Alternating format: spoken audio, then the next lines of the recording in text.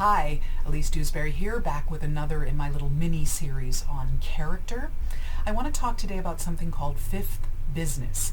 Now, I first came across this term, it's the title of a novel by the Canadian novelist Robertson Davies, and I know how he defines it. I have in the years since tried to find other places where it is defined in the same way, and I have not necessarily been able to find anything to back this up. But it's still a term that I use because I think it's very useful. And in Robertson Davies' book, which was about a theatrical troupe, fifth business refers to a character whose sole function in a play is to deliver some kind of information that is necessary, but they have no other plot function and therefore no character development.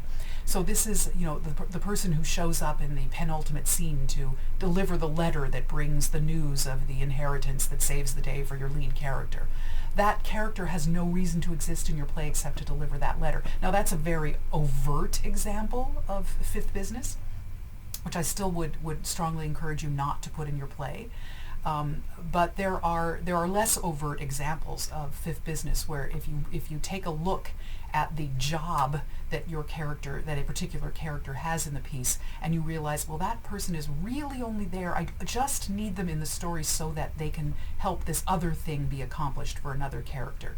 Now, there's nothing wrong with the fact that you need them for that, but I would encourage you to challenge yourself to figure out, now that I know I need them to do that, how can I make them integral to the story in such a way that that's not the only reason they're there? So I would encourage you to look around to see if you have characters who are operating as fifth business, and see if you can find a reason for them to exist in your world. Or, in a more crass way, a reason for your producer to hire them and pay them a salary when your show is being produced, other than just to facilitate the plot. So keep an eye out for fifth business and try to make sure that your characters are more than that. Thanks, and see you next month.